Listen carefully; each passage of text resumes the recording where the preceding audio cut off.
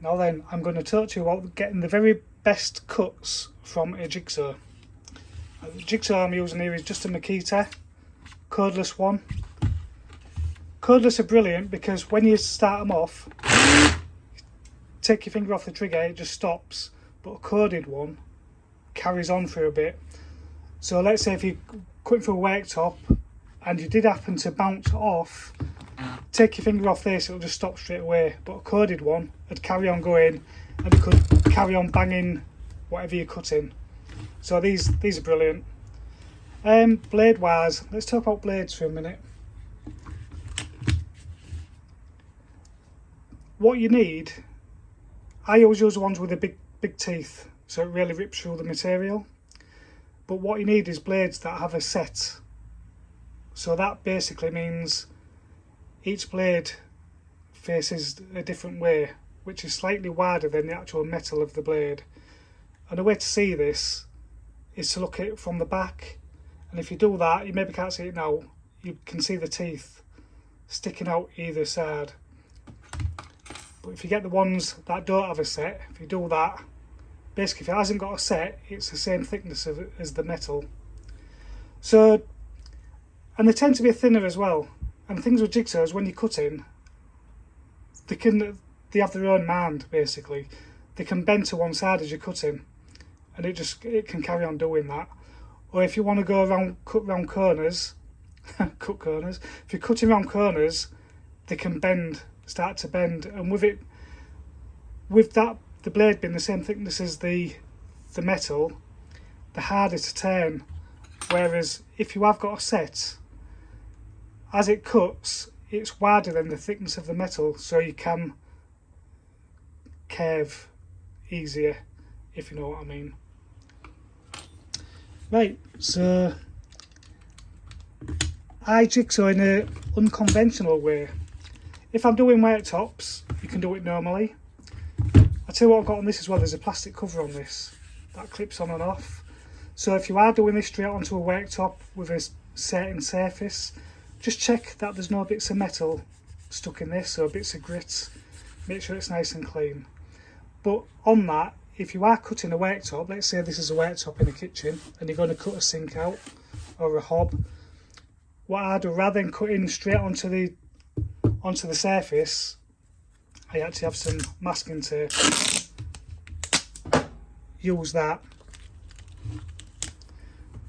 Then when you're marking it out, just use a pen. Then when you're cutting it, this is against the tape and it's not going to damage your top. And another tip as well, if you're cutting and that's the good side and this is the side that's going to be thrown away, just have a slight more pressure on this side instead of square on. So if it does mark anything, it's on the bit that doesn't matter basically. I don't mean turn it on the side like that, just slightly more pressure on one side than the other one. Right, so that's your worktop. Right, so let's talk about cutting Malaman. 18mm, like a standard cabinet side, or if it's your fillets that you want describing in, or plinths. The way I do things is a bit unconventional.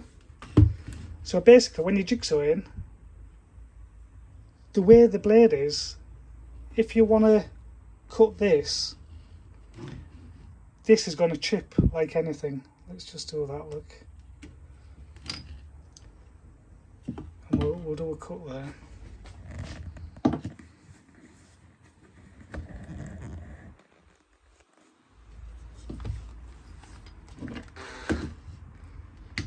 So we'll follow that line.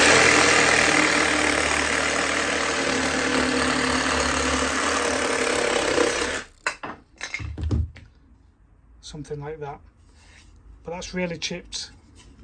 But the other side doesn't chip. That's because the way the blade is. You can buy blades that are that way on, so if you're doing that, it's not chipping this top edge.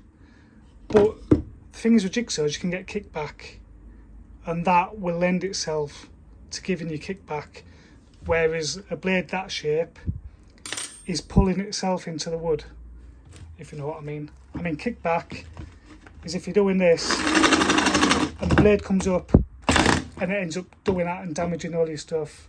And that's why these are good, because you can stop it straight away, but a corded one would carry on going and damage your stuff even more. So let me show you the way I do things.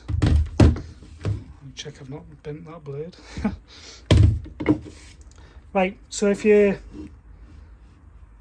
let's say we'll do the curves again. But what I do, I hold the blade upside down. So then it's a bit more like using a bandsaw, basically. Let's have a look.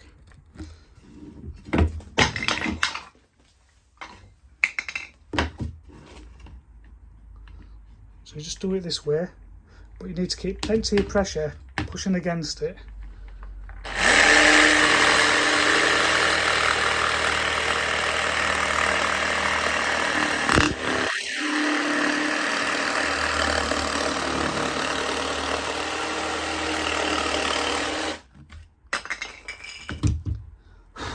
Right, and this way, this side ends up being perfect, and you can see your pencil line as well.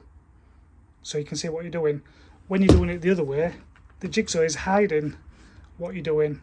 It's not so bad if you're doing a worktop where there's going to be a sink or a hob sat in, because these chips and that, your appliances usually stick over by ½ inch, 10mm or something. But you still got to be really careful with worktops that you don't end up with big chunks coming out, so take it steady still. So yeah, so that's neat as anything. So if you're doing inside of units, cutting out for pipes or whatever, like I say, plinths, fillets, it's just the best way to do it. Just make sure you don't go, this is awkward because it's a small bit for bouncing and that, so just be careful with your fingers and whatever, but get used to doing this and you just won't look back, honestly. Right, I'll cut a nice straight bit so you can see that you can get nice lines as well.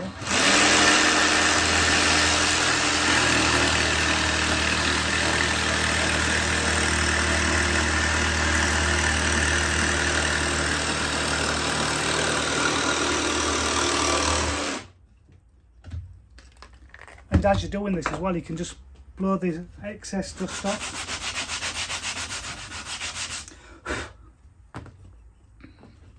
So it's not too bad. You know, sometimes you do a job, you might want to do your plinths, you know, like that, instead of using you might not have a miter saw with you or anything. You can do nice neat cuts with worktops as well, that may be butting up to a unit, not for edging, not good enough for putting edging on, but just going up to other things. Or if you're cutting shelves for in units, this is all as a bit of a make do sort of thing. But if you're doing it professionally, like I do, you want, you know, your nice saws and everything. But this is ideal for scribing in. I do this all the time.